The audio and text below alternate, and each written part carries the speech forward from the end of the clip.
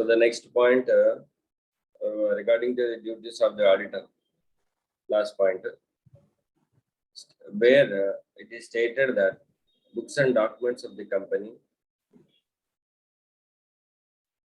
that any shares have been allotted for cash, okay, where cash has not actually received, cash actually been received in such allotment, and if no cash has been received, whether the position as stated in the account books and the balance sheet is correct, regular, and not misleading.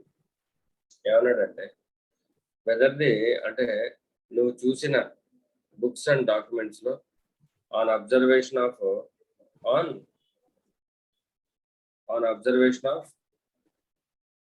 Books and documents మనం verify చేస్తాం కదమ్మా.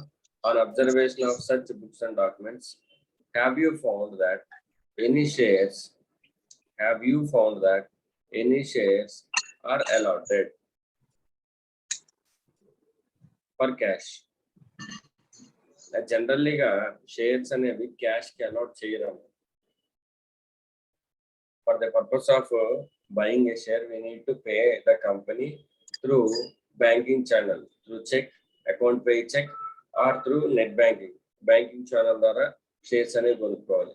In case if any shares have been allotted for cash, ఇది చాలా rare గా జరుగుతుంది.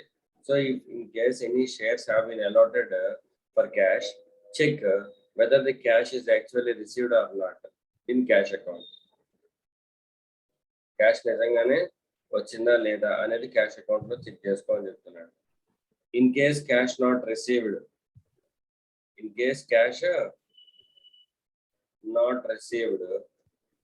Cash రాకపోతే ఏమవ్వాలమ్మా? ఇప్పుడు say for suppose ఒక కంపెనీ ఎక్స్ అనే పర్సన్ కి ఒక షేర్ ఇష్యూ చేసింది అనుకుందాం. సో షేర్ ఇష్యూ చేసింది, క్యాష్ రావాలి, కరెక్టే కదా? అంటే లయబిలిటీ సైడ్ క్యాపిటల్ పెరుగుతుంది, అసెట్ సైడ్ ఏమవ్వాలి? క్యాష్ పెరగాలి, అంతేనా? It is a capital account transaction. ఇందులో P&L ఎఫెక్ట్ అయ్యేది ఏం లేదు. It is a capital transaction, capital receipt కాబట్టి. రైట్. సో ఇప్పుడు క్యాష్ వస్తే పెరుగుతుంది, క్యాష్ రాకపోతే ఏం చేయాలి?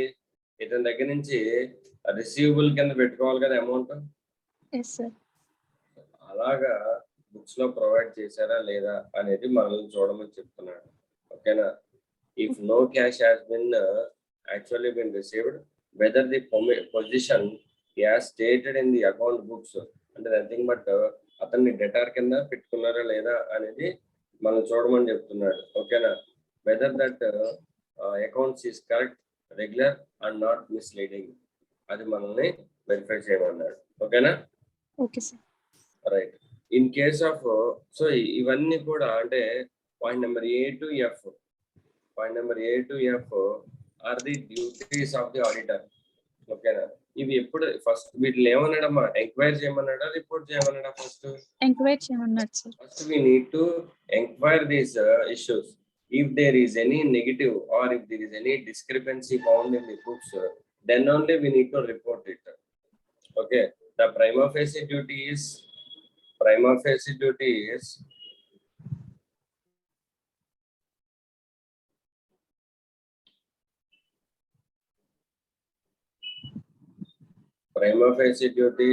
is to enquire, and in case of such enquiry, if we found any discrepancies, then we need to report. Antena?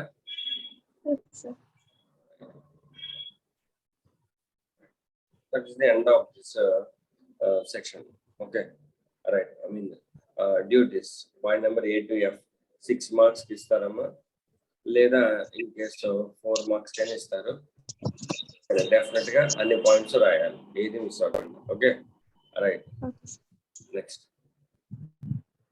Question ఏం direct గా ఇవ్వరమ్మా, ఏదో కేస్ స్టడీ ఇచ్చి దానికి లింక్ లో explain the duties of the auditor అని ఇస్తారు. అప్పుడు మనకి పాయింట్ రాయాలి. ఓకే. సో అది అయిపోయింది. నెక్స్ట్ టాపిక్ ఏంటంటే గవర్నమెంట్ కంపెనీకి అయితే ఏంటి పరిస్థితి అని అంటున్నాను.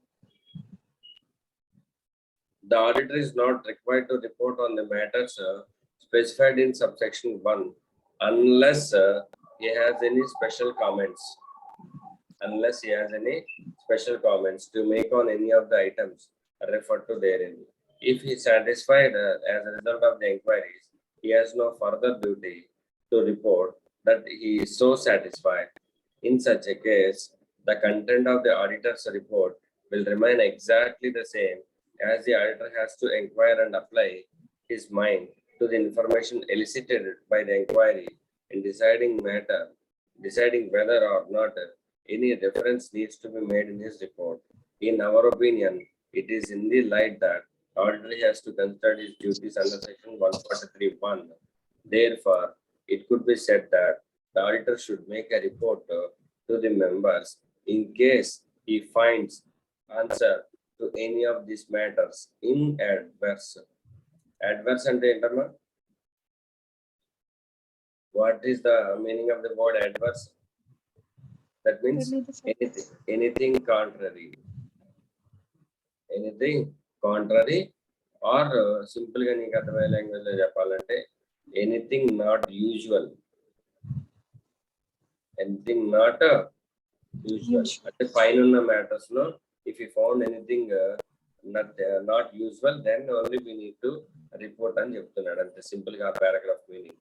అయితే ఇవన్నీ ఎందుకు పెట్టాడంటే ఈ ప్రొవిజన్స్ అన్ని ఎందుకు పెట్టాడంటే just to guide the auditor to check to give him the scope what he need to do in case if he go for an audit of a company. అది చెప్పడానికి మాత్రమే. ఓకేనా? Right. Another duty is duty to report. ఇది already మనం చూసాం కానీ the auditor is the overall objectives of the auditor is to report. Okay. In the same way, it is a duty. So audit చేయమని ఎందుకు? The objective of the audit is to form an opinion and to report that opinion to whom? To the shareholders of the company or to the members of the company. Andega? Right. The auditor shall make, underline the word shall.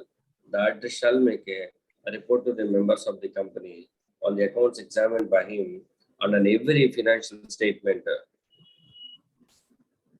Every financial statements. Financial statements and ఏమేమి ఉంటాయమ్మా? Profit and loss account, balance sheet, notes, cash flow statement. cash flows, etc. And then Yes, sir. so these are all collectively called as financial statements, and the auditor is required to give a report on these financial statements. Okay na? And ఈ report ని ఎక్కడ పెట్టాలమ్మా? To be laid down before the members in the general meeting, and the report shall, after taking into account the provisions of this act. Okay na? Right. సరిపోతుంది. Next ఈ report లో ఇంకేముండాలంటే audit report లో opinion తో పాటు అంటే ఇప్పుడు దాకా చెప్పిన విషయాలతో పాటు ప్లస్ సెక్షన్ 143 సబ్ సెక్షన్ 11 లో మనకి ఏం చెప్తాడంటే ఒక కారు అనే ఒకటి ఉంటుందన్న 2020 143(11) ఏముంటుందమ్మా? కారు. ఓకేనా? ఈ కారులో మనకి పాయింట్స్ ఉంటాయి, కొన్ని పాయింట్స్. సేమ్ ఇప్పుడు మనం ఎలాగైతే 143(1) లో మనకు కొన్ని పాయింట్స్ ఎలాగైతే చదువుకున్నామో అలాగే ఈ కారులో కూడా కొన్ని పాయింట్స్ ఉంటాయి. నెక్స్ట్ మనమే డిస్కస్ చేసుకున్నది అదే. ఓకేనా? ఈ పాయింట్స్ మీద కూడా రిపోర్ట్ చేయాలంట. ఇవి కూడా కలిపి ఆడిట్ రిపోర్ట్ లో పెట్టాలంట. అర్థమైందా నీకు? రైట్. అలాగే ఆడిటర్ ఈ కంపెనీ అఫైర్స్, అలాగే company profit and loss account, cash flow statement అన్నిటి మీద రిపోర్ట్ చేయాలి. దాంతో పాటు ఇంకొంత ఇన్ఫర్మేషన్ చెప్పాలంట. ఏంటో చెప్తున్నాడు చూడు. Whether the company has disclosed the impact if any of pending litigations on its financial position in its financial statement. ఏంటది? ఆడిటర్ లాస్ట్ ఇయర్ లో జరిగిన, ఇప్పుడు మనం ఆడిట్ రిపోర్ట్ ఇస్తున్నాం, దాని అర్థం ఏంటి? ప్రాఫిట్ అండ్ లాస్ అకౌంట్ లో ఉన్న ఐటమ్స్, బ్యాలెన్స్ షీట్ లో ఉన్న ఐటమ్స్ మాత్రమే మనం రిపోర్ట్ చేస్తున్నాం, అంతేనా? Yes, sir. సో కానీ యాక్ట్ ఏం చెప్తుందంటే, dear auditor please wait, your job is not over yet. ఓకేనా? జరిగిపోయిన విషయాల గురించే కాదు, జరగబోయే విషయాల గురించి కూడా నువ్వు కొద్దిగా అనలైజ్ చేసి చెప్పు అంటున్నాడు. ఏంటి సార్ జరగబోయే విషయాలు అంటే, say for suppose in the balance sheet of the company, sorry, at the time of balance sheet, okay, కంపెనీకి కోర్టులో ఒక కేసు ఉంది, లిటిగేషన్ జరుగుతుంది. కంపెనీ మీద ఎవరో కేసు వేశారు, poor quality of goods and services అని చెప్పేసి ఎవరో కేసు వేశారు అనుకుంది. సో ఆ ఇష్యూ కోర్టులో జరుగుతుంది. మనం యాజ్ అన్ ఆడిటర్ కింద మన కంపెనీకి వెళ్ళినప్పుడు మనం ఏం చేయాలంటే, ఆ కంపెనీలో ఉన్న ఇంటర్నల్ లీగల్ కౌన్సిల్ ఉంటుంది. కంపెనీలో ఇంటర్నల్ గా ఉండొచ్చు, లేదంటే ఆ కంపెనీ ఈ కేసు విషయంలో ఎవరో ఒక ఆడిటర్ ఒక అడ్వకేట్ అపాయింట్ చేసుకుంటుందిగా. సార్ ఆ అడ్వకేట్ దగ్గర మనకి వెళ్ళి, ఓకే డియర్ అడ్వకేట్, నేను ఆడిట్ చేయబోతున్న కంపెనీకి లేదా చేస్తున్న కంపెనీకి ఒక లిటిగేషన్ ఉంది, హైకోర్టులో ఎక్కడో నడుస్తుందని. దాని ఇంపాక్ట్ ఏంటంటావు? ఆ లిటిగేషన్ లో వచ్చే అవుట్కమ్ వల్ల, అంటే ఇప్పుడు రాదులే జడ్జిమెంట్, నెక్స్ట్ వస్తుంది, ఆ జడ్జిమెంట్ వల్ల కంపెనీ ఉంటుందంటావా, లేదంటే కంపెనీకి సీజ్ చేస్తారా, లేదా ఏదన్నా పెనాల్టీ వేస్తారా? పెనాల్టీ వేస్తే చిన్న పెనాల్టీ వేస్తారా, పెద్ద మొత్తంలో ఉన్న పెనాల్టీ వేస్తారా? ఆ పెనాల్టీ కంపెనీ కట్టుకోగలదా? ఒకవేళ ఎప్పుడు డబ్బు కట్టాలి? ఒక 2-3 సంవత్సరాలు టైం ఇస్తారా, లేదంటే వెంటనే కట్టేయాలా?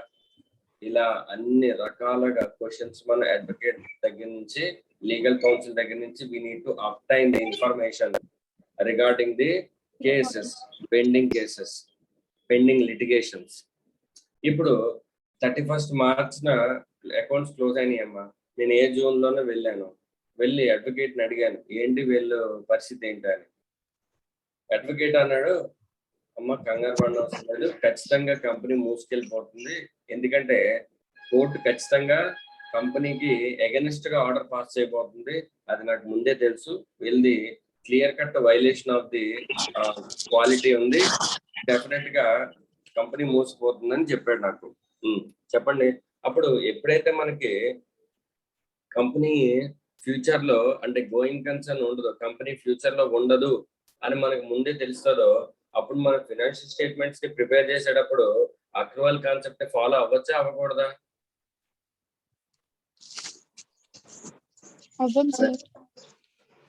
అక్రూవల్ కాన్సెప్ట్ ని ఫాలో అవ్వచ్చా, అవ్వకూడదు? ఎప్పుడు? ఫ్యూచర్ లో కంపెనీ మూతపడిపోతుందని తెలిసినప్పుడు. It is not advisable to follow the accrual concept if we came to know that the company will not exist in the future. Okay, so అవన్నీ మనకి ఎలా తెలుస్తాయంటే, యాజ్ అన్ ఆడిటర్ కింద మనం ముందెళ్ళి లీగల్ కౌన్సిల్ ని enquiry చేయాలి, చేసి దాని ఇంపాక్ట్ ఎలా ఉండబోతుంది అనేది మనం ఆడిట్ రిపోర్ట్ లో మెన్షన్ చేయాలి. ఓకేనా?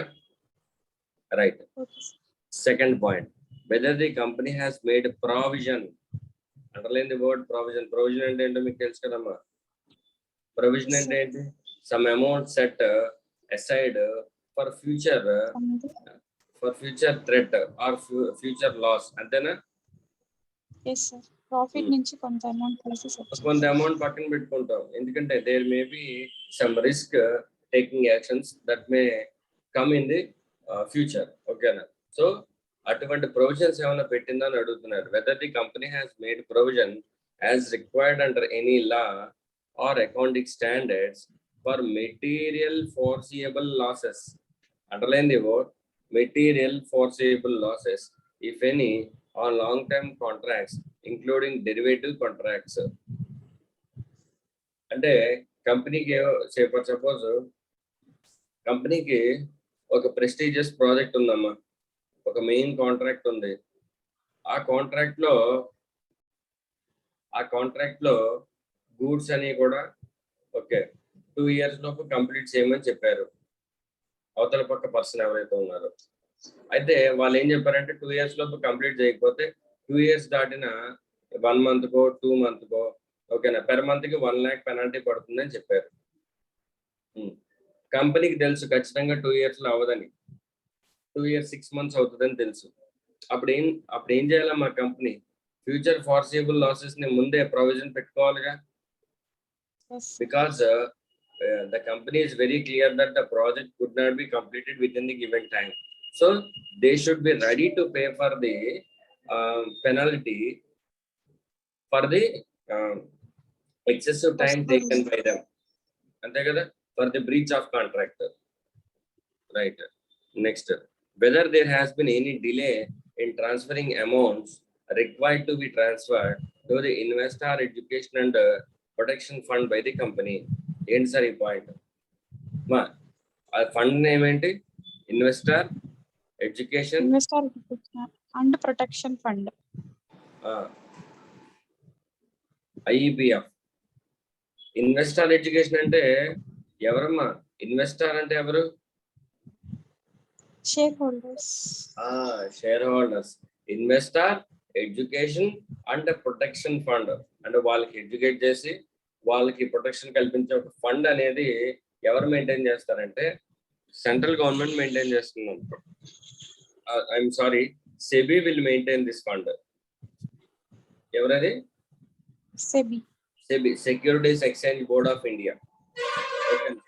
ఇప్పుడు for suppose company dividend declare చేస్తుంది, ఆ విషయం తెలుసా మీకు? కంపెనీలో నీకు కనుక షేర్స్ ఉంటే ఆ షేర్స్ కొన్నందుకు ఇయర్లీ కంపెనీ నీకు డివిడెండ్ డిక్లేర్ చేస్తుందిగా. ఇప్పుడు ఈ డివిడెండ్ అనేది కంపెనీ డిక్లేర్ చేసిన తర్వాత ఈ కంపెనీ ఏం చేస్తుందంటే ఈ డివిడెండ్ అమౌంట్ ని సెపరేట్ బ్యాంక్ అకౌంట్ లో వేస్తుంది.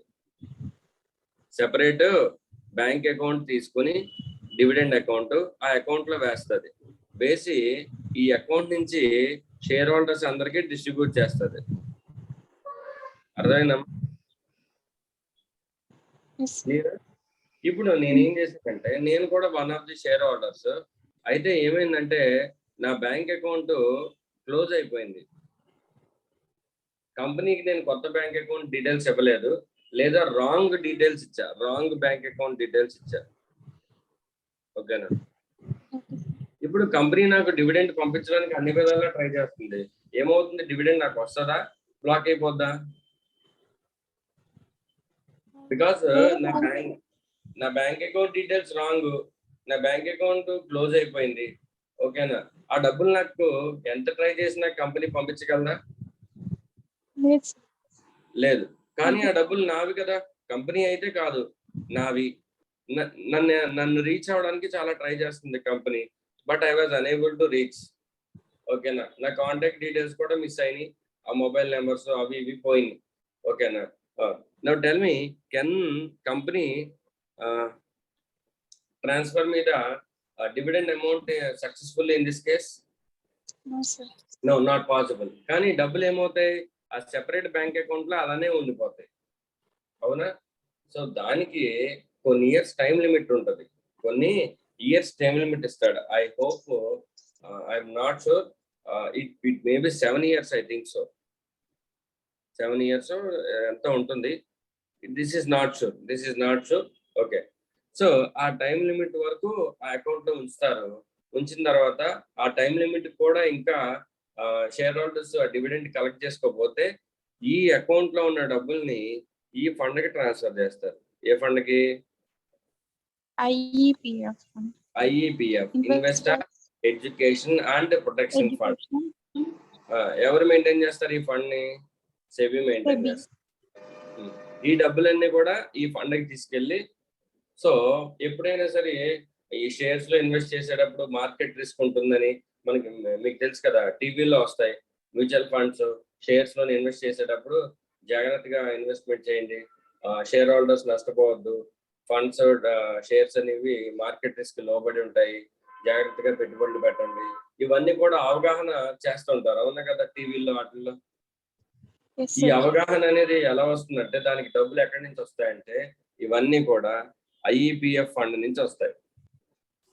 ఈ ఫండ్ లో డబ్బులు అందుకనే కదా, ఒక ఇన్వెస్టర్ ని ఎడ్యుకేట్ చేయడానికి, ఇన్వెస్టర్ ని ప్రొటెక్ట్ చేయడానికి, వాటికే కదా ఉపయోగించాలి.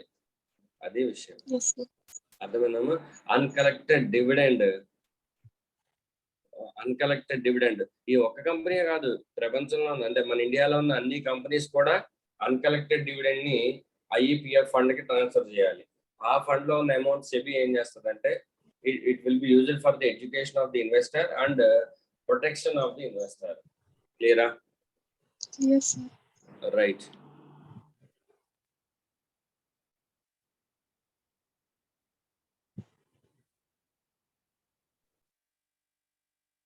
నెక్స్ట్ పాయింట్, సెక్షన్ 143 సబ్సెక్షన్ 3 ఇంకా కంటిన్యూషన్ ఉంది. ఇంకా పాయింట్స్ మీద రిపోర్ట్ చేయాలంట. ఇందాక ఆల్రెడీ మనం చెప్పుకున్నాం enquiry. The auditor needs to enquire some points. అవి ఎంక్వైరీ చేశాడు. అవి అయిన తర్వాత కారోలో ఉన్న పాయింట్స్ రిపోర్ట్ చేయమని చెప్పారు 2020. వాటిని రిపోర్ట్ చేశాడు. అవి కాకుండా ఈ 3 పాయింట్స్ కూడా దాని యొక్క ఇంపాక్ట్ చెప్పమన్నాడు. ఇవి చెప్పాడు. Yes, sir. ఇంకా చెప్పాలంట, ఇంకా కొన్ని పాయింట్స్ మీద రిపోర్ట్ చేయాలంట. ఏంటి ఆ పాయింట్స్ చూద్దాం. Whether he has sought and obtained all the information and explanation to the best of his knowledge and belief were necessary for the purpose of his audit, and if not, the details thereof and the effect of such information on the financial statements. అంటే తను auditor గురించి చెప్తున్నాడు.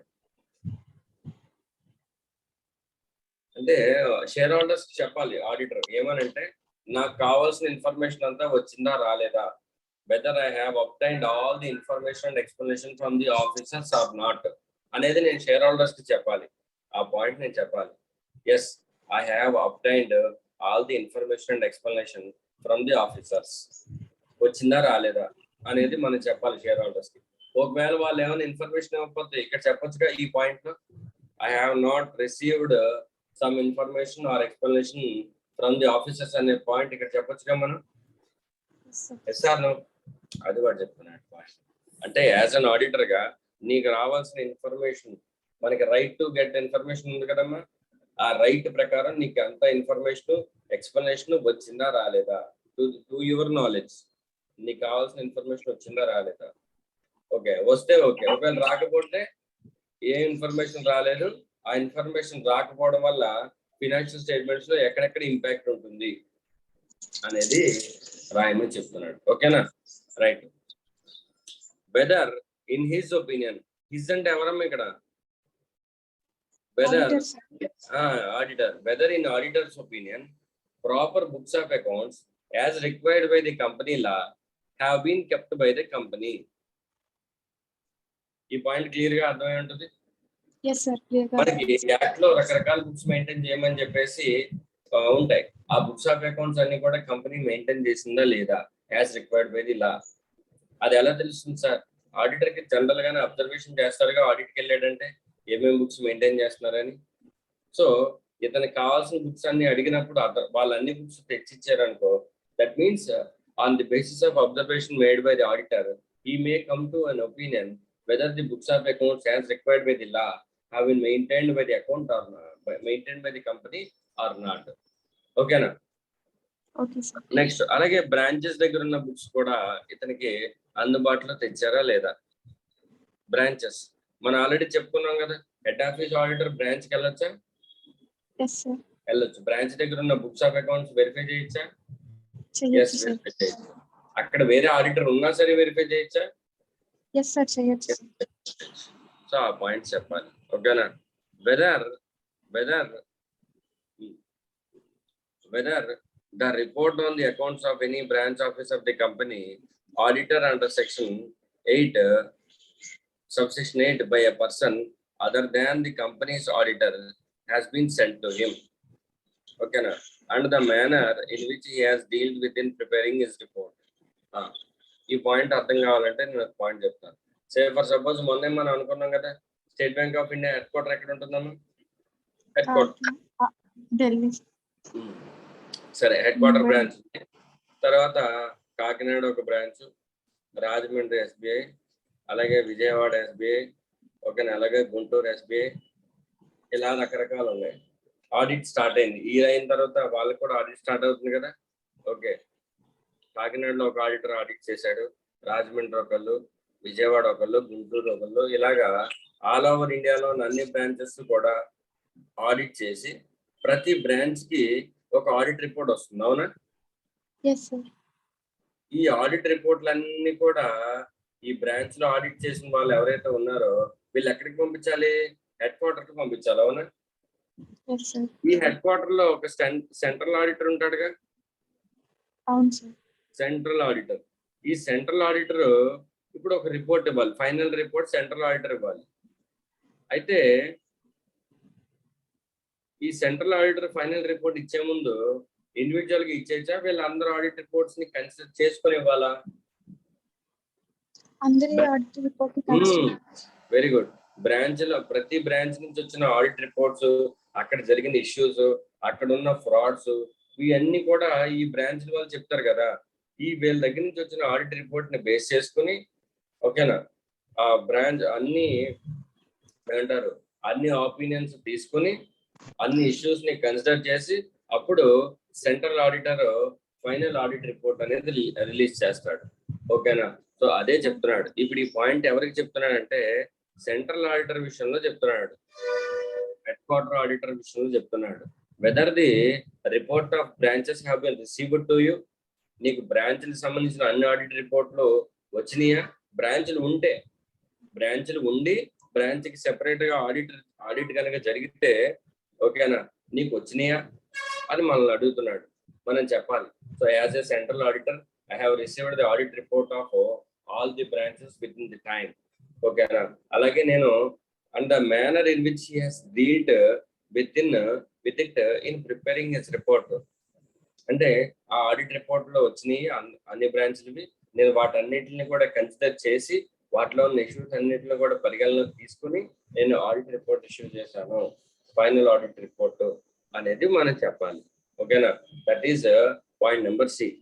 Next, whether the company's balance sheet, profit and loss account dealt in the report are in agreement with the books of accounts. Books of accounts ki profit and loss, balance sheet లో ఉన్న items కి match అవుతున్నాయా లేదా books లో data ఒకలా ఉంది, ఓకేనా, P&L balance sheet లో ఫిగర్స్ డిఫరెంట్ గా ఉన్నాయా, మ్యాచ్ అవుతున్నాయా, డిఫరెంట్ గా ఉన్నాయా? బుక్స్ లో సేల్స్ 1 కోటి రూపాయలు ఉందమ్మా, కానీ ప్రాఫిట్ అండ్ లాస్ అకౌంట్ లో సేల్స్ 2 కోట్లు వేసారు. ఎందుకు వేసారు? ప్రాఫిట్ కావాలని వేసారు, ఓకేనా. సో మనం అటువంటి వెరిఫై చేసి we need to tell whether the data in the books and financial statements are matching or not, ఓకేనా. Next last point, whether the company has following the financial statements of the company have been prepared using the accounting standards or not. Company అనేసరికి accounting standards applicable అవుతాయి కదమ్మా. అవును sir. Financial statements ని prepare చేసేటప్పుడు మనకి 2 ఉంటాయి, accounting standards as, అలాగే in case ఇంకొన్ని పెద్ద కంపెనీస్ అయితే ఇండియన్ అకౌంటింగ్ స్టాండర్డ్స్ అప్లికేబుల్ అవుతాయి, ఏఎస్ అండ్ ఇండియాస్. ఏఎస్ కొంతమందికి అప్లికేబుల్ అవుతుంది, ఇండియన్ అకౌంటింగ్ స్టాండర్డ్స్ కొంతమందికి అప్లికేబుల్ అవుతాయి, ఓకేనా. సో ఏ కంపెనీకి ఏవి అప్లికేబుల్ అయితే అవి ఫాలో అయ్యారా లేదా? నీకు ఏఎస్ అప్లికేబుల్ అయితే అకౌంటింగ్ స్టాండర్డ్స్ ఫాలో అవ్వవు, నీకు ఇండియాస్ అప్లికేబుల్ అయితే ఫినాన్షియల్ స్టేట్మెంట్స్ ప్రిపేర్ చేసేటప్పుడు ఇండియన్ అకౌంటింగ్ స్టాండర్డ్స్ ఫాలో అయ్యి ఫినాన్షియల్ స్టేట్మెంట్స్ ప్రిపేర్ చేసి రిలేటెడ్ డిస్క్లోజర్స్ ఇవ్వు. అలా ఇచ్చిందా లేదా కంపెనీ? ఎందుకంటే ఫినాన్షియల్ స్టేట్మెంట్స్ ని ప్రిపేర్ చేయాల్సిన రెస్పాన్సిబిలిటీ ఎవరిదమ్మా? మేనేజ్మెంట్ దా, ఆడిటర్ దా? Management. So the management has to follow the accounting standards and Indian accounting standards as the case may be, okay na. Next point, the observations or comments of the auditor on financial transactions or matters which have any adverse effect on the functioning of the company. నీవు ఏమన్నా observations ఉంటే అవి కూడా చెప్పు, ఓకేనా. Which have the adverse effect on the functioning of the company. అంటే నువ్వు కంపెనీలో ఆడిట్ చేసావు కదా, అక్కడ జరిగిన ఫైనాన్షియల్ ట్రాన్సాక్షన్స్ అన్నిటిని వెరిఫై చేసి అందులో ఏ ఫైనాన్షియల్ ట్రాన్సాక్షన్ అయినా సరే కంపెనీకి అడ్వర్స్ గా ఉందా? సే ఫర్ సపోజ్ డివిడెండ్ ని డిక్లేర్ చేశారమ్మా అనుకుందాం, బాగా ఎక్సెసివ్ గా డివిడెండ్ డిక్లేర్ చేశాడు. డివిడెండ్ డిక్లేర్ చేసేటప్పుడు మనం ఏం చేయాలి? కంపెనీకి కొంత అమౌంట్ పక్కన పెట్టుకొని వచ్చిన నెట్ ప్రాఫిట్ ని లేదా రిజర్వ్స్, నెట్ ప్రాఫిట్ లో కానీ లేదా ఓల్డ్ రిజర్వ్స్ లో కానీ అమౌంట్ కొద్దిగా పక్కన పెట్టుకొని రిమైనింగ్ అమౌంట్ షేర్ హోల్డర్స్ కి డివిడెండ్ కింద ఇవ్వాలి. ఈ అమౌంట్ మనం పక్కన ఎందుకు పెట్టుకుంటాం? ఫ్యూచర్ ఫోర్త్ కమింగ్ లాసెస్ కానీ లేదంటే ఫ్యూచర్ లో ఉన్న ఎక్స్పెండిచర్స్ కానీ ఇన్వెస్ట్మెంట్స్ కానీ దృష్టిలో పెట్టుకొని ఈ అమౌంట్ కొద్దిగా పక్కన పెట్టుకుని రిమైనింగ్ మనీ డివిడెండ్ కింద ఇస్తాం షేర్ హోల్డర్స్ కి, అంతేగా? Yes, sir. కానీ కంపెనీ ఏం చేసిందంటే డివిడెండ్ 100% డివిడెండ్ ఇచ్చేసింది. అంటే కంపెనీ దగ్గర షేర్స్ ఏమీ లేవు, రిజర్వ్స్ అండ్ సర్ప్లస్ లేదు, సెపరేట్ రిజర్వ్స్ ఏమి మెయింటైన్ చేయలేదు, అంతా ఇచ్చేసింది. 100% డివిడెండ్ పేఅవుట్ రేషియో మెయింటైన్ చేసింది. ఇప్పుడు కంపెనీకి ఇలా చేయడం వల్ల ఫ్యూచర్ లో అడ్వర్స్ ఎఫెక్ట్ ఉంటుందా ఉండదా? ఏదన్నా అన్నెసరీ ఏదన్నా ఏమంటారు ఎమర్జెన్సీ సిచ్యువేషన్ కానీ అన్ఎక్స్పెక్టెడ్ క్యాటాస్ట్రోఫీ కానీ వచ్చినప్పుడు వాళ్ళ దగ్గర డబ్బులు ఉండవు, ఓకేనా, ఫండ్స్ ఉండవు. సో అటువంటి financial transactions which have any adverse effect on the functioning of the company అటువంటి ఏమైనా ఉంటే we need to report it on the audit report. Okay, next point. Whether any director is disqualified from being appointed as a director of the company under section 164 subsection 2. మనకి section 164 లో రెండు sections ఉంటాయి, section 1 and section 2. 164 of the Companies Act. ఓకేనా? మనకి auditors ఒక eligibility మనం ఎక్కడ చదివాము? సెక్షన్ 141 లో చదివాము, అవునా? Yes, sir. ఆడిటర్స్ ఎలిజిబిలిటీ ఎలాగైతే ఆడిటర్స్ కి ఎలిజిబిలిటీ ఉందో ఒక పర్సన్ కి డైరెక్టర్ అవ్వడానికి, ఒక కంపెనీలో డైరెక్టర్ అవ్వడానికి అంతే ఎలిజిబిలిటీ క్రైటీరియా ఉంటుంది, ఓకేనా? వాళ్ళకి ఎలిజిబిలిటీ ఎక్కడ చెప్పారు? సెక్షన్ 164 లో చెప్పారు, ఓకేనా? సో ఆ సెక్షన్ 164 లో డిఫరెంట్ ప్రొవిజన్స్ ఉంటాయి, సేమ్ మనకున్నట్టే. ఈ షుడ్ నాట్ బి కన్విక్టెడ్, ఓకేనా? సో ఇలా రకరకాలు ఉంటాయి. ఈజ్ నాట్ డిస్క్వాలిఫైడ్, ఇలాంటివి ఉంటాయి. సో ఆ కండిషన్స్ అన్నిటిని కూడా ఫాలో అవుతూ ఉండాలి. ఇన్ కేస్ ఆ కండిషన్స్ ఏవి వైలేట్ అయినా డైరెక్టర్ ఏమవుతాడమ్మా? డిస్క్వాలిఫై అయిపోతాడు. అలా ఎవరైనా నువ్వు చూస్తుండగా నీ ఫైనాన్షియల్ ఇయర్ లో ఏదైనా ఆడిటర్ డిస్క్వాలిఫై అయ్యాడా? ఒక సింపుల్ ఉదాహరణ చెప్పిన డైరెక్టర్ డిస్క్వాలిఫికేషన్ కి. డైరెక్టర్ కంపెనీ, ఎవ్రీ కంపెనీ ఏం చేయాలంటే at the end of the financial year, after the closure of the financial year, వాళ్ళ యొక్క ఫైనాన్షియల్ స్టేట్మెంట్స్ అన్నింటినీ కూడా యాన్యువల్ రిపోర్ట్ రూపంలో ఆర్ఓసికి సబ్మిట్ చేయాలి. ఎవరికమ్మా? ఆర్ఓసి. ఇన్కమ్ ట్యాక్స్ ఆడిట్ చేయాలి, ఇటు ఇన్కమ్ ట్యాక్స్ డిపార్ట్మెంట్ కి పంపించాలి accounts, audited finance statements. At the same time అయ్యే ఆడిటెడ్ ఫైనాన్షియల్ స్టేట్మెంట్స్ ఆర్ఓసికి కూడా పంపించాలి, ఓకేనా? ఇన్ కేస్ ఆర్ఓసి కనుక కంటిన్యూస్ గా ఒక 3 ఫైనాన్షియల్ ఇయర్స్ కనుక ఫైల్ చేయలేదు అనుకుందాం, లేదా ఫైనాన్షియల్ స్టేట్మెంట్స్ పంపించలేదు, యాన్యువల్ రిపోర్ట్ ని 3 కాన్సిక్యూటివ్ ఇయర్స్ ఫైల్ చేయలేదు, అప్పుడు ఏమవుతుందంటే ఆ కంపెనీలో ఉన్న డైరెక్టర్స్ అందరూ కూడా డిస్క్వాలిఫై అయిపోతారు. అర్థమైందా? ఒక్కసారి డిస్క్వాలిఫై అయ్యారంటే వేరే ఏ కంపెనీలను కూడా డైరెక్టర్ కింద ఉండడం కుదరదు, డిస్క్వాలిఫై అయిపోతారు. అర్థమైందమ్మా? సో అంటే అలా రకరకాల ఇంకా చాలా కండిషన్స్ ఉంటాయి, అవన్నీ కూడా మీకు ఫైనల్ లెవెల్లో తెలుస్తాయి, ఓకేనా?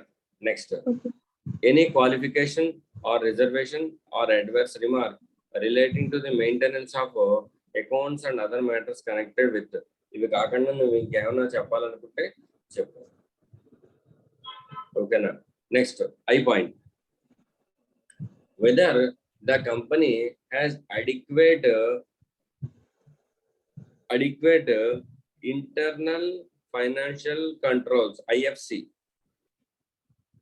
కేఎఫ్సి తెలుసమ్మా? No, sir. కేఎఫ్సి తెలీదా? KFC. కేఎఫ్సి తెలుసు కదా. అలాగే ఐఎఫ్సి అంటే ఏంటది? Internal Financial control. controls. Financial control.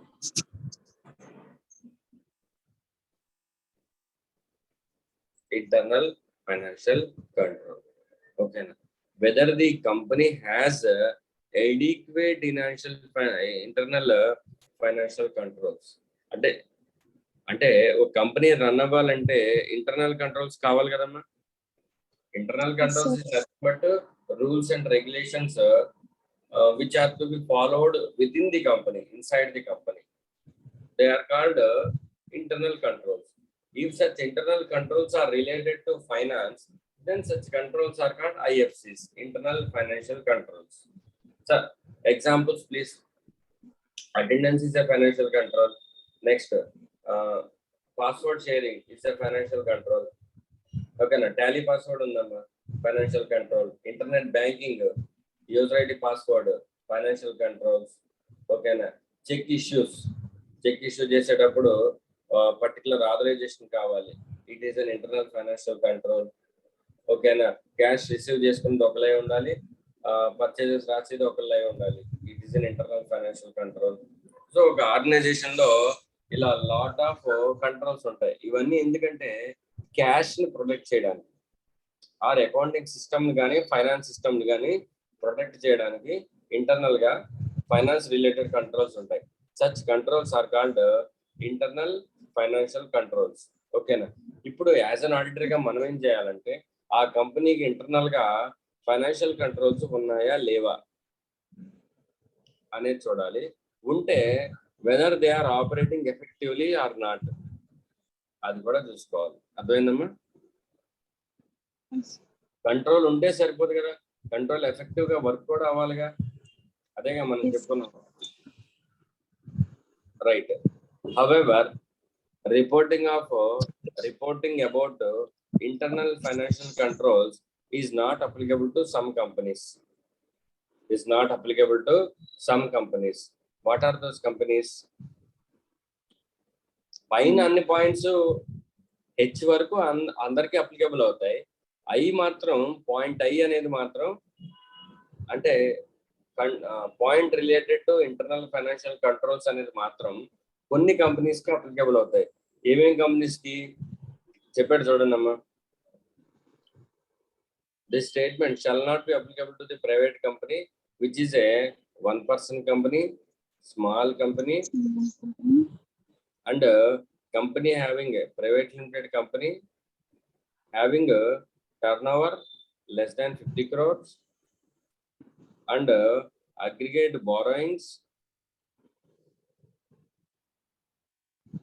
less than 25 crores at any point of time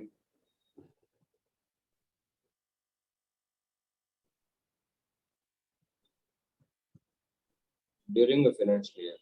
అదేనమ్మా, అంటే అన్ని కంపెనీస్ కి ఇంటర్నల్ ఫైనాన్షియల్ కంట్రోల్ మీద ఓకేనా రిపోర్ట్ చేయాల్సిన అవసరం లేదు.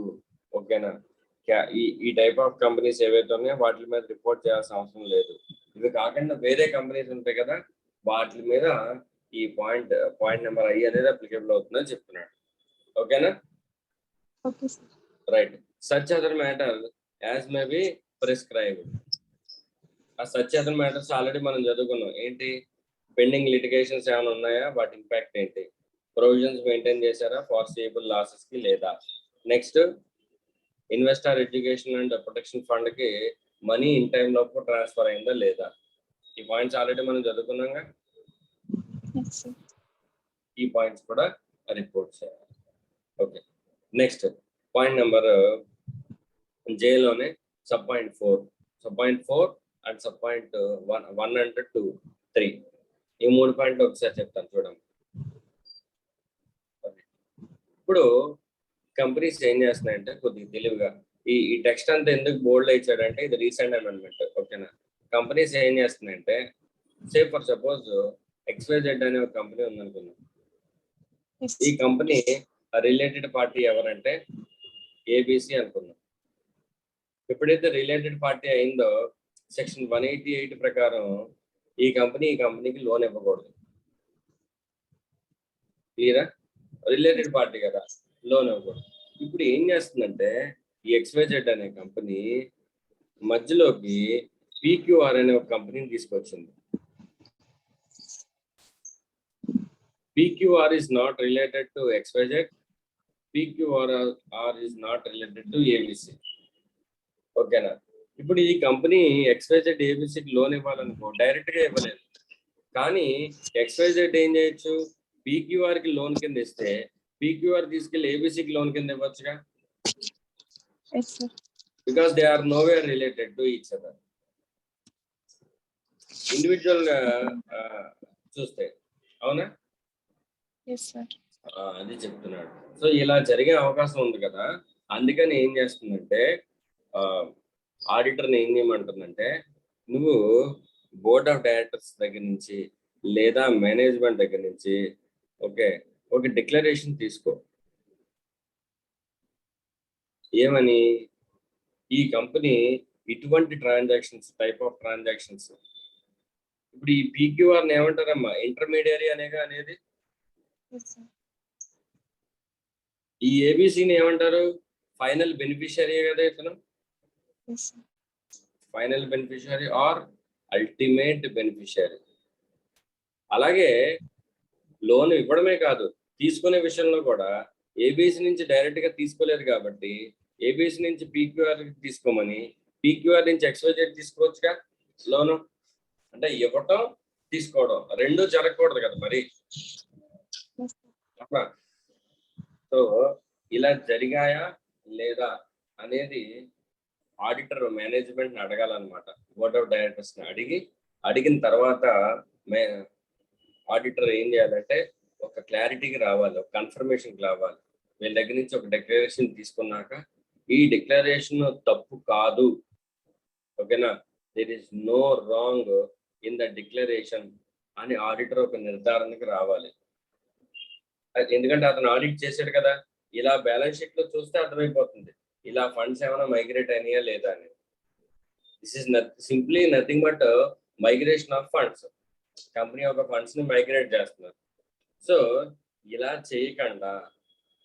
చేయకుండా ఉన్నారా లేదా, ఓకేనా. మేనేజ్మెంట్ దగ్గర నుంచి ఒక డిక్లరేషన్ తీసుకున్నాక ఈ డిక్లరేషన్ ఏమైనా రాంగ్ ఉందో చెక్ చేయి, ఓకేనా. రాంగ్ లేకపోతే ఓకే, రాంగ్ ఉంటే రిపోర్ట్ చేయి అని చెప్తున్నారు. ఓకేనా అమ్మ పాయింట్? Yes, sir. ఇప్పుడు ఆ పాయింట్ చెబుతాను చూడు. కింద పాయింట్ వెంటనే అర్థమవుతుంది. Point number 2, whether the management has represented ఓకేనా, దట్ నేను అండర్లైన్ చేసిన చదవాలి. Whether the management has represented that no funds have been received by the company అంటే మన company from any person or persons, from any entity or entities including foreign entities, with the understanding, there is an understanding between the two companies, with the understanding, ఓకేనా, ఈ మధ్యలో వదిలే, that the company shall, ఓకేనా, directly or indirectly lend or invest in other persons or other entities in any manner that on behalf of the funding party, nothing but ultimate beneficiary, or provide any guarantee or security or like on behalf of the ultimate beneficiary. అర్థమైందమ్మా నీకు point? కొద్దిగా అర్థమై ఉంటుంది. ఇప్పుడు underline words జాగ్రత్తగా చదువు. Whether the management has represented that no funds has been received by the company from any person or persons or entities, okay, including foreign entities, with the understanding వీళ్ళ మధ్య ఒక understanding ఉంటుంది కదమ్మా, ఈ డబ్బులు వాళ్ళకి ఇవ్వాలని. Yes, sir. With the understanding that the company shall transfer such funds to the ultimate beneficiary. అటువంటి ఏమన్నా జరిగినాయా లేదా, ఓకేనా. ముందు మనల్ని ఏం చేయాలంట, మేనేజ్మెంట్ దగ్గర నుంచి ఒక రిప్రజెంటేషన్ తీసుకోవాలంట మనం యాజ్ అన్ ఆడిటర్ కింద. తీసుకుని ఆ రిప్రజెంటేషన్ కరెక్టా కాదా? ఓకేనా? ఇప్పుడు ఏమన్నాడంటే ఇటువంటి ట్రాన్సాక్షన్స్ ఫండ్ రావడం గురించే కాదు, వీళ్ళ తరపున మనం ఏమి సెక్యూరిటీలు ప్రొవైడ్ చేయకూడదంట, గ్యారంటీలు కూడా ఇవ్వకూడదంట. అర్థమైందమ్మా? అంటే మనం వీడికి గ్యారంటీ ఇస్తే వీడికి గ్యారంటీ ఇవ్వడం, అలాగా లోన్ విషయంలో. Okay, so all these kind of transactions are prohibited. First point. ఇలాంటి జరిగినాయా లేదా అని మేనేజ్మెంట్ దగ్గర నుంచి ఒక రిప్రజెంటేషన్ మనం తీసుకోవాలి.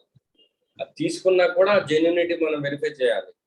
మేనేజ్మెంట్ అబద్ధం ఆడటం కోసం డిక్లరేషన్ ఇచ్చేస్తారు, మేము అటువంటి పనులు ఏం చేయలేదని. కానీ యాజ్ అన్ ఆడిటర్ కింద మనకి బుక్స్ ఆఫ్ అకౌంట్స్ వెరిఫై చేస్తున్నప్పుడు ఎక్కడ చోట దొరుకుతాడు. ఓకేనా?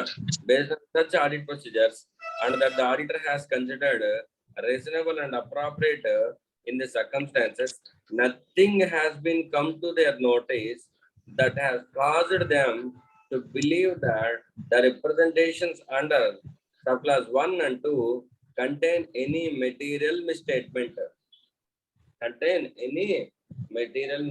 Nothing. కానీ వాళ్ళకి ఏమీ ఎదురవ్వలేదు during the course of audit లో. వాళ్ళకి ఏమి ఏమంటారు, ఆ రిప్రజెంటేషన్ లో ఉన్న విషయాలు రాంగ్ అని ఏమీ ఎదురవ్వలేదు. No circumstances have been highlighted stating that there is something wrong in the representation made by the management. ఓకేనా? అది సెకండ్ పాయింట్. సెకండ్, ఫస్ట్ కూడా ఇప్పుడు అంతే. సెకండ్ పాయింట్ లో ఏం మాట్లాడాడు? No funds have been received అన్నాడు. ఫస్ట్ పాయింట్ లో ఏం మాట్లాడుంటాడు? No funds have been sent అని మాట్లాడుంటాడు. చూడు, whether the management has represented that to the best of the knowledge, okay na, no funds have been advanced, loaned or invested. Second point lo వచ్చే డబ్బుల గురించి మాట్లాడుతున్నాడు. ఫస్ట్ పాయింట్ లో ఏమైందమ్మా? వెళ్ళే ఫండ్ గురించి మాట్లాడుతున్నాడు. అర్థమైందా? Yes, sir. No amount has been loaned or invested or advanced to or in any other person or in any other entity, including foreign entity, with understanding, whether in recording or writing, that the intermediary ante madhyalo unna vyakti shall, whether directly or indirectly, lend or invest in other person or persons or entities. Okay na? Okay, nothing but on behalf of the ultimate beneficiary. Okay na? Ante చదవడం వస్తలేదు, అక్కడికి అర్థం. Clear అమ్మా point? Yes, sir. Simple గా చెప్పాలంటే ఈ related parties transactions కానీ లేదంటే ఇటువంటి వైలేటివ్ ఫంక్షన్స్ ని, వైలేటివ్ ట్రాన్సాక్షన్ బ్రేక్ చేయడానికి మధ్యలో ఒక అన్రిలేటెడ్ కంపెనీ తీసుకొచ్చి వాళ్ళతో ఒక ఒప్పందం మనం కుదుర్చుకుని, నేను అతనికి లోన్ అవ్వకూడదు కాబట్టి నేను నీకు ఇస్తాను, నువ్వు అతనికి ఇవ్వి అని రూటింగ్ చేయడం ఫండ్స్ ని, అది బ్లాక్ చేశారు. ఇది బోల్డ్ లెటర్స్ లో ఎందుకు ఇచ్చారంటే దిస్ ఈస్ అన్ అమెండ్మెంట్. ఓకేనా? రైట్. ఈ పాయింట్ మళ్ళీ ఎందుకు వచ్చిందో లేదు, internal financial controls related point ఇది. ఇందాక చెప్పుకున్నాం కదా, ఈ కంపెనీస్ అప్లికేబుల్ కాదని ఐఎఫ్సిస్. Yes, sir. ఏం కంపెనీస్ ఇవి? OPC, small company and having a turnover less than 50 crores 15 crore. and Public borrowing borrowing. less than 25 crores at any point of time during the year. At any point of time during the year. ఒక కంపెనీకి ఓకేనా, జూలైలో borrowings 50 crores ఉన్నాయమ్మా. Balance sheet టైంకి 31st March balance sheet టైంకి borrowings అన్ని clear చేశారు, zero ఉంది. Tell me whether IFC is applicable to them or not? No, sir. Yes sir, IFC is applicable sir. ఎందుకంటే వాడు ఏమన్నాడంటే borrowings as on the date of balance sheet అనలేదు. Borrowings exceeds 25 crores at any point of time during the year అన్నాడు. అర్థమైందా? జూలైలో వాడికి ఎన్ని క్రోర్స్ ఉందమ్మా లోను బారోయింగ్? 50 crore. జూలైలో 50 crores తీసుకున్నాడు అంటే 25 crores ఎక్సీడ్ అయినట్టేగా. yes, sir. At any point of time అండి ఇయర్ మధ్యలో ఎప్పుడు కూడా 25 కోట్లు దాటకూడదు వాడు బారోయింగ్. అర్థమైందా? Yes, sir. టర్న్ ఓవర్ మాత్రం బ్యాలెన్స్ షీట్ డేట్ కే కన్సిడర్ చేయాలి, కానీ బారోయింగ్స్ మాత్రం at any point of time during the year consider చేయాలి. ఓకేనా? You should read each and every line very carefully when you are reading an act. Okay. Yes, sir. Right. Yes, sir. Government companies లో ఎలా ఉంటుందో చెప్పాడు చూడమ్మా. Okay, దీంతో పాటు కారులో ఉన్న విషయాలు కూడా చెప్పాలన్నాడు. కారు ఏంటనేది మనం చూస్తాం, నెక్స్ట్ చూస్తాం.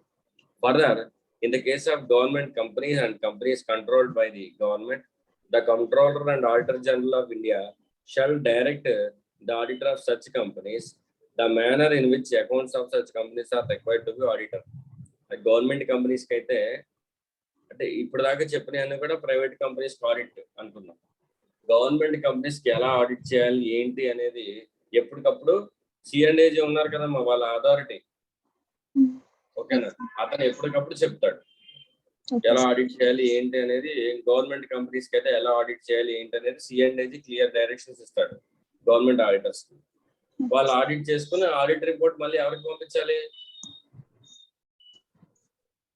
సిఎండ్ఏజీకి పంపించారు. అపాయింట్ చేసింది అతనే కదా. ప్రైవేట్ కంపెనీ అయితే ఆడిటర్ని ఎవరు అపాయింట్ చేస్తారు? బోర్డ్ అని, షేర్ హోల్డర్స్ అని వాళ్ళు. ఓకేనా? సిఎండ్ఏజీ ఫస్ట్ ఏం చేయాలంటే ఈ గవర్నమెంట్ ఆడిట్ లో ఆడిట్ రిపోర్ట్ ని ఫస్ట్ సిఎండ్ఏజీకి పంపించేయాలి. ఎనీవే యాన్యువల్ జనరల్ మీటింగ్ లో పెట్టాలి, బట్ ఫస్ట్ ఆడిట్ రిపోర్ట్ ఎవరికి పంపించాలంటే సిఎండ్ఏజీకి పంపించాలి. పంపించిన తర్వాత సిఎండ్ఏజీ ఆడిట్ రిపోర్ట్ ని స్క్రూటినీ చేసుకుని కావాలంటే వేరే ఆడిటర్ ని పెట్టి మళ్ళీ ఆడిట్ చేయించవచ్చు మనం ఆడిట్ చేసినా సరే. ఓకేనా? So that is called supplementary audit. That is called supplementary audit. ఓకేనా? సో అంటే ఒక ఆడిటర్ ఆడిట్ రిపోర్ట్ ఇచ్చిన తర్వాత సిఎండ్ఏజీకి 60 days టైం లిమిట్ ఉంటుంది. ఆడిట్ రిపోర్ట్ ని వెరిఫై చేసి ఓకే అనుకుంటే okay, in case not satisfied అయితే కావాలంటే వేరే ఆడిటర్ ని పంపించి ఓకేనా సప్లిమెంటరీ ఆడిట్ కూడా చేయించవచ్చు. Okay, these are the duties. Okay, already duty to sign the audit report already చూసాం. ఫస్ట్ ఆఫ్ ఆల్ ఏంటంటే డ్యూటీ టు రిపోర్ట్ చూసాము, ఇప్పుడు duty to sign the audit report. Audit report మీద ఆడిటర్ ఖచ్చితంగా sign చేయాలా? Yes, is required to sign the audit report. ఓకేనా? అది ఎక్కడ చెప్తున్నాడంటే సెక్షన్ 145 సెక్షన్ 145 లో చెప్తాడు. ఓకేనా? The person appointed as an auditor of the company shall sign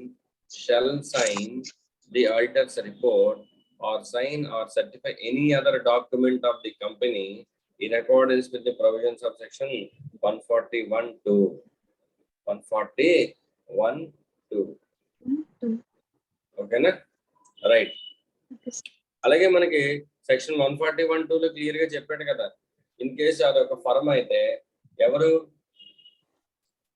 in case ఒక ఫర్మ్ అయితే who is a chartered accountant must act on behalf of the firm. అంతేగా? ఫర్మ్ లో CS plus other than CS కూడా ఉన్నారు, సిఎంఏలు, సిఎస్లు వీళ్ళు కూడా ఉన్నారు అనుకుందాం పార్ట్నర్స్ కింద. ఈ ఫర్మ్ అపాయింట్ అయింది అనుకుందాం, అప్పుడు బ్యాలెన్స్ షీట్ ని ఎవరు సైన్ చేయాలమ్మా? సిఎస్ సైన్ చేయొచ్చా? నో, చార్టెడ్ అకౌంటెంట్ సైన్ చేయాలి. అలాగే మన అందులో ఒక నలుగురు చార్టెడ్ అకౌంటెంట్లు ఉన్నారు కదా, నలుగురు సైన్ చేయాలా ఫర్మ్ తరఫున? No sir. నో, వీళ్ళు నలుగురిలోంచి ఒక ఆథరైజ్డ్ పర్సన్ ని వాళ్ళే సెలెక్ట్ చేసుకోవాలి. ఎవరా పర్సన్? Authorised person.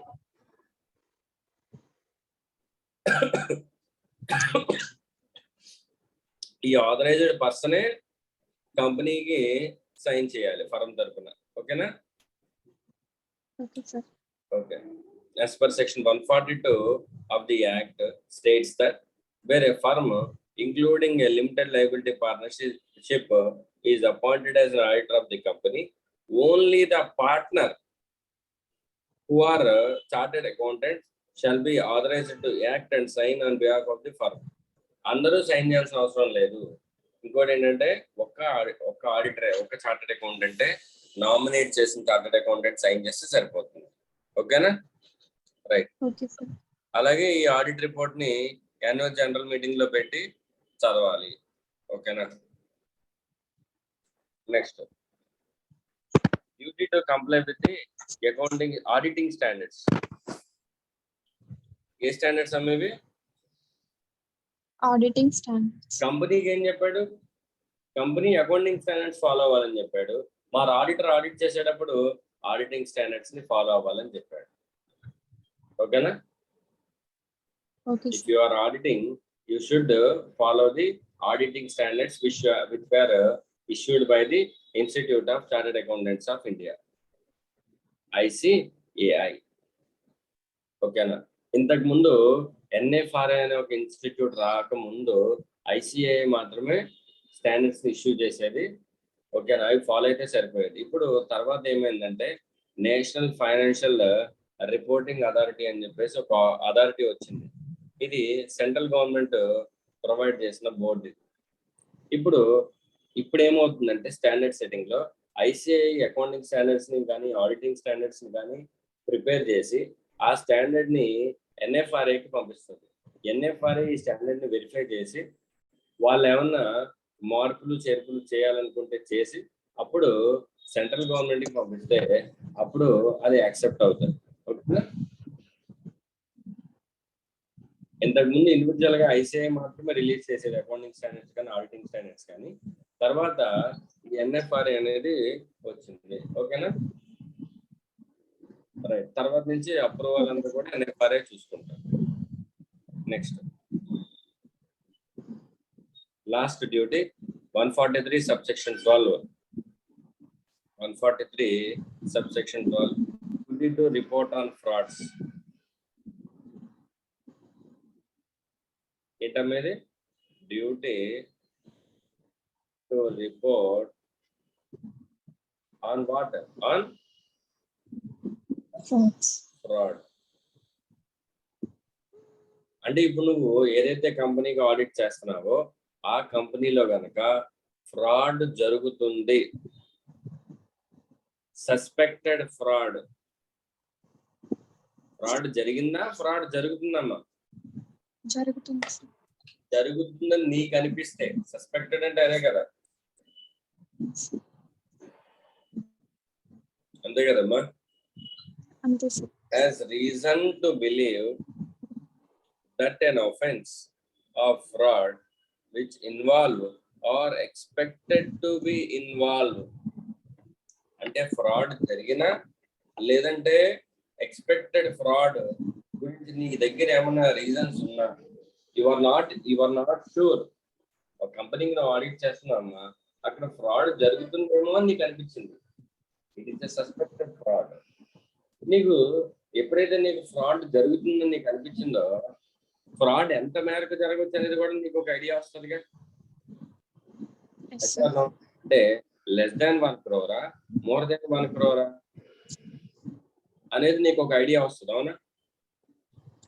కంపెనీలో ఆడిటర్ అమ్మా, అక్కడ ఏదో ఫ్రాడ్ జరుగుతుందని నీకు అనిపించింది అంటే నీకున్న నాలెడ్జ్ ప్రకారం, నువ్వు ఫైండ్ అవుట్ చేసిన ఆడిట్ ఎవిడెన్సెస్ ప్రకారం you came to A conclusion that there is something fishy in this company and yes, there is a suspected fraud involving an amount of 2 crores or involving an amount of 50 lakhs. నీకు ఒక idea వస్తుందిగా. So అలా వచ్చినప్పుడు fraud అనేది less than 1 crore ఉండబోతుందా, more than 1 crore ఉండబోతుందా అనేది auditor you need to determine that. ఓకేనా? నీ డిటర్మినేషన్ లో కనుక fraud amount more than 1 crore కనుక ఉంటే immediately you should report it to the central government. ఎవరికి రిపోర్ట్ చేయాలమ్మా? సెంట్రల్ గవర్నమెంట్ కి రిపోర్ట్ చేయాలి.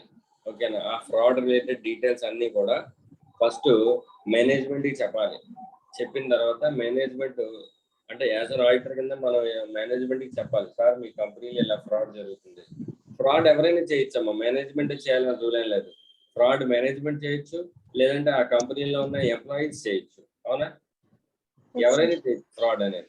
సో ఆ ఫ్రాడ్ జరుగుతుంది అని ముందు మనం డైరెక్టర్స్ కి లేదా బోర్డ్ ఆఫ్ డైరెక్టర్స్ కి చెప్పాలి. వాళ్ళు ఏదో ఒక రిప్లై ఇస్తారు. ఆ రిప్లైలో ఉన్న అంశాలు ఓకేనా, ప్లస్ మన దగ్గర ఉన్న రిపోర్టు, ఈ రెండింటిని కలిపి ఒక సీల్డ్ ఎన్వలప్ లో పెట్టి మినిస్ట్రీ ఆఫ్ కార్పొరేట్ అఫైర్స్, ఏంటది ministry of corporate affairs, it is central government department, అక్కడికి మనం పంపించాలి. ఓకేనా, అక్కడి నుంచి వాళ్ళు చూసుకుంటారు. In case if we came to know that the fraud is involving only less than 1 crore, then we should report the fraud to the board of directors or audit committee.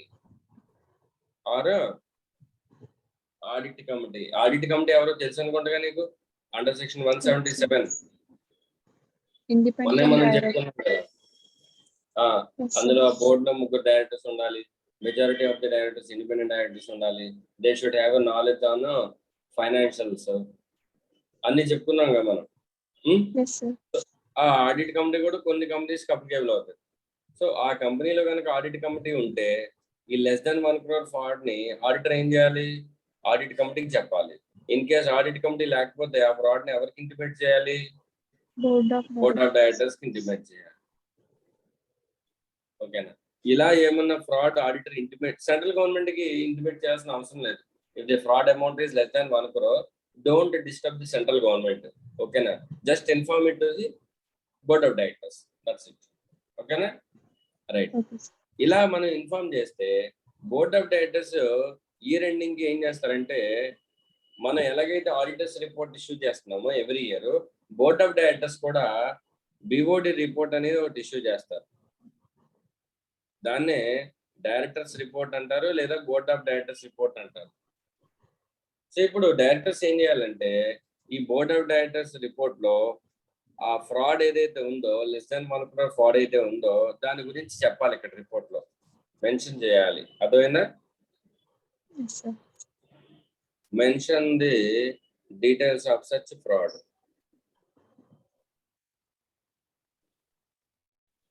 ఎక్కడ mention చేయాలి, general meeting, annual general meeting లో కాదు, board of directors report లో mention చేయాలి. అందుకే చెప్తున్నాను, report 2 ఉన్నాయి, auditors report ఉంది, బోర్డ్ ఆఫ్ డైరెక్టర్స్ రిపోర్ట్ ఉంది. నువ్వు కన్ఫ్యూజ్ అవ్వద్దు, ఆడిటర్స్ రిపోర్ట్ లో మెన్షన్ చేయాల్సిన అవసరం లేదు, అది వేరే. ఆడిటర్ కూడా రిపోర్ట్ చేస్తాడు, ఎక్కడంటే కారోలో క్లాస్ 11 లో రిపోర్ట్ చేస్తాడు.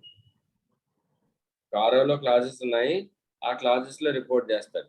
బట్ బోర్డు కూడా రిపోర్ట్ చేయాలి, ఎక్కడ, బోర్డ్ ఆఫ్ డైరెక్టర్స్ రిపోర్ట్. ఓకేనా, దాని గురించి చెప్పాడు చూడమ్మా. Reporting to the central audit committee, reporting to the central government. Central government కి ఎప్పుడమ్మా fraud involving more than 1 crore. ఓకేనా, అదే in case of audit committee or board అయితే ఎప్పుడు, less than 1 crore sir. Less than 1 crore వాళ్ళకి audit committee ఉంటే. In case లేకపోతే board of directors. In case మనం బోర్డ్ ఆఫ్ డైరెక్టర్స్ కనుక పంపిస్తే అది ఎక్కడ డిస్క్లోజ్ చేయాలి, బోర్డ్ ఆఫ్ డైరెక్టర్స్ రిపోర్ట్ లో మెన్షన్ చేయాలి.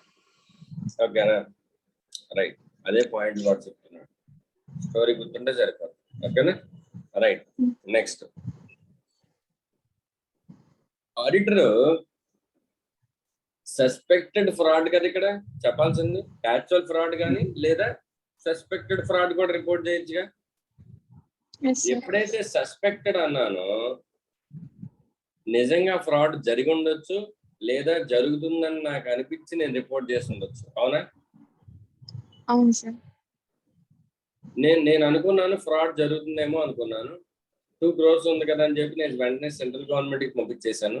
సెంట్రల్ గవర్నమెంట్ వచ్చి ఇన్వెస్టిగేషన్ చేశారు, ఫ్రాడ్ అసలు జరగలేదని తెలిసింది. ఓకేనా, ఇప్పుడు ఆడిటర్ని తిడతారా, కొడతారా, పనిష్మెంట్ ఇస్తారా, ఏంటిది? అప్పట్లో నాకున్న రీజన్స్ నాకున్నాయి, నేను గుడ్ ఫెయిత్ తో బిహేవ్ చేశాను. ఓకేనా, నేను కరెక్ట్ గానే చేశాను. ఓకేనా, సో అలా చేస్తే పర్వాలేదు. If the auditors report the fraud in good faith, okay na, you have been protected by the act. నీ తప్పే లేదని చెప్పేసి ఒప్పుకుంటారు. ఓకేనా, ఓకే సార్, రైట్, ఆ పాయింట్ మనం చెప్తున్నాడు. ఓకేనా, అమ్మ ఈ ఫ్రాడ్ రిపోర్టింగ్ అనేది కేవలం ఆడిటర్కే కాదు. ఒకవేళ ఇదే ఫ్రాడ్ కాస్ట్ అకౌంటెంట్ కనిపించింది, అతను కూడా రిపోర్ట్ చేయాలి. లేదా కంపెనీ సెక్రటరీకి కనిపించింది, అతను కూడా రిపోర్ట్ చేయాలి. అర్థమైందా? అంటే ఈ ఫ్రాడ్ రిపోర్టింగ్ ప్రొవిజన్స్ ఏవైతే ఉన్నాయో ఇప్పుడు దాకా ఇవి ఓన్లీ ఆడిటర్ మీదే రెస్పాన్సిబుల్ కాదు. Even if that fraud is found by the cost auditor or company secretary, they should follow the same procedure. ఓకేనా? రైట్. అయితే మనకి పెనాల్టీ ప్రొవిజన్స్ అన్ని కూడా చివరిలో ఉంటాయని చెప్పుకున్నాం కదా, సెక్షన్ 148 లోనే ఎక్కడ ఉంటాయని చెప్పుకున్నాం కదా, 148 147. ఆడిటర్స్ కి పెనాల్టీస్ అన్ని అక్కడ ఉన్నాయి, కానీ కాస్ట్ అకౌంటెంట్ చెప్పాలి కదా. కాస్ట్ అకౌంటెంట్ కానీ కంపెనీ సెక్రటరీ కానీ ఇలా ఫ్రాడ్ జరిగినప్పుడు రిపోర్ట్ చేయకపోతే వాళ్ళకి పెనాల్టీ ఏంటో ఇక్కడే చెప్పేశాడు.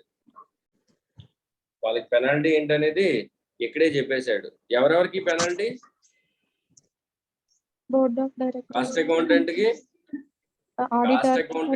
కంపెనీ సెక్రటరీకి. Okay sir. ఆడిటర్ కి పెనాల్టీ లాస్ట్ సెక్షన్ లో చెప్తాడు, 147. 147 లో చెప్తాడు. కానీ కాస్ట్ అకౌంటెంట్ కి అలాగే కంపెనీ సెక్రటరీకి ఉన్న పెనాల్టీ ఇక్కడే చెప్పేస్తున్నాడు. పనిష్మెంట్ ఏంటో చూడండి అమ్మా. ఇది కేస్ లిస్టెడ్ కంపెనీ అయితే, ఇన్ కేస్ అన్లిస్టెడ్ కంపెనీ అయితే ఏంటి? ఇన్ కేస్ లిస్టెడ్ కంపెనీ అయితే పెనాల్టీ ఎంతమ్మా? అప్ టు అన్నాడా, 5 lakhs అన్నాడా? పెనాల్టీ అప్ టు 5 lakhs అన్నాడా, 5 lakhs అన్నాడా డైరెక్ట్ గా? 5 lakhs ఫ్లాట్ అమ్మా. Amounting to A penalty of 5 lakh rupees అన్నాడు అంటే ఫ్లాట్ 5 lakhs అమ్మా, అప్ టు కాదు. ఓకేనా? ఫ్లాట్ 5 lakhs rupees పెనాల్టీ పడుతుంది. And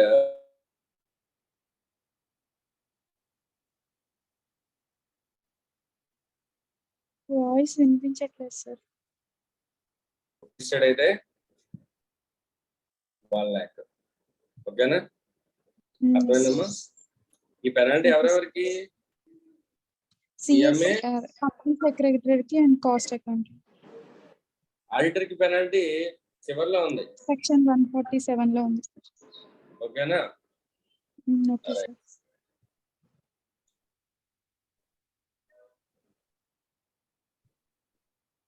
Besides, auditor has also to report the matters pertaining to fraud at point number 11 of paragraph 3 of CARO 2020. ఇందాక అదేగా చెప్పుకున్నాం, central government కి చెప్పాలి. ఓకేనా? అలాగే ఆడిట్ రిపోర్ట్ లో CARO పారాగ్రాఫ్ 11 లో, పారాగ్రాఫ్ 3 లో పాయింట్ నెంబర్ 11 అక్కడ చెప్పాలి. ఓకేనా? Okay sir. రైట్. చూడమ్మా example. The head accountant of a company entered fake invoices of credit purchases in the books of accounts aggregate of 50 lakhs and cleared all the payments to such bogus companies creditors. Here the auditor of a company is required to report the fraudulent activity to whom? Fake ఎంత జరిగిందమ్మా? జరిగింది under 1 crore కాబట్టి board of directors for audit కమిటీకి చెప్పాలి. ఓకేనా? ఎన్ని days లోపు? With in 2 days office knowledge. ఓకేనా? ఓకే. ఈ ఫ్రాడ్ ని కంపెనీ కూడా ఎక్కడ డిస్క్లోజ్ చేయాలి? బోర్డ్ ఆఫ్ డైరెక్టర్స్ రిపోర్ట్ లో డిస్క్లోజ్ చేయాలి. ఓకేనా? It may be noted that the auditor need not report to the central government as the fraud involved is less than 1 crore. Okay. 1 crore. But directors అయితేనేమో board of directors report లో mention చేయాలి. Auditor అయితే ఎక్కడ mention చేయాలమ్మా? CARO paragraph 3.11 లో mention చేయాలి. Very good, super. ఓకేనా? yes sir. So వీటన్నిటితో పాటు లాస్ట్ లో ఇంకో పాయింట్ ఇచ్చాడు. ఏమన్నాడంటే ఈ పాయింట్సే కాకుండా ఇన్ కేస్ నీకు ఎన్ఎఫ్ఆర్ఏ కనుక లేదా సెంట్రల్ గవర్నమెంట్ కనుక ఇంకా ఏమైనా ఫ్యూచర్ లో పాయింట్స్ ఇస్తే అవి కూడా నువ్వు రిపోర్ట్ చేయాలి. ఓకేనా? ఎన్ఎఫ్ఆర్ఏ Okay, ఏమైనా అడిషనల్ గా పాయింట్స్ ఇస్తే అవి కూడా నువ్వు రిపోర్ట్ చేయమని చెప్తున్నాను. ఓకేనా? Okay, sir. బ్రాంచ్ ఆడిట్ కి సంబంధించి నెక్స్ట్ నేర్చుకుంటాం. నెక్స్ట్ నువ్వు రిపోర్ట్ లో కనుక ఆడిట్ రిపోర్ట్ లో కనుక కంపెనీ ఆడిట్ రిపోర్ట్ లో కనుక నువ్వేమన్నా నెగిటివ్ పాయింట్స్ రాస్తే, పాజిటివ్ పాయింట్స్ అయితే ఓకే. ఇన్ కేస్ నువ్వు నెగిటివ్ పాయింట్స్ కనుక రాస్తే ఊరికే రాయడం కుదరదు కదా, మా నెగిటివ్ పాయింట్స్ రీజన్స్ చెప్పాలిగా. Yes, sir. ఆ రీజన్స్ కూడా చెప్పి రాయమంటున్నాడు. where any of the matters required to be included in the audit report is answered with the negative or with a qualification, the report shall state the reasons thereof. The reasons thereof. Okay? So, this is about duties of an auditor and related sections. Okay, Nama? Any point అర్థమైనాయా? ఈ రోజు section ఒకసారి మళ్ళీ ఒకసారి revise చేసుకోవాలి. ఓకేనా? Revise చేసుకోవాలి ఇంటికి వెళ్ళాక. Yes, sir. డిఫికల్ట్ గా ఉంటాయి. ఓకేనా? రేపు కారో చెప్పుకుందాం. ఓకేనా? కారో అంటే Okay, sir. Reporting under companies auditor's report order, CARO. Companies auditor's report order Order. 2020. ఇంతకు ముందు Okay, మనకి ఈ కారో అనేది 2016 లో ఉండేది. ఇప్పుడు ఆ 2016 మొన్నటి వరకు కూడా కంటిన్యూ చేసి 2016 ని రిప్లేస్ చేసి 2020 లో కొత్త కారో తీసుకొచ్చారు. ఓకేనా? Okay, sir. ఇక్కడ చెప్తారు చూడండి. In exercise of the powers conferred by subsection 11 of section 143 and in supersession of the companies auditor's report order 2016. అంటే 2016 ని సప్రెస్ చేసి కొత్త ఆర్డర్ ని తీసుకొచ్చామని చెప్తున్నాడు. ఓకేనా? Okay, let us know in depth regarding this CARO in the tomorrow session. Okay, right? Okay, sir.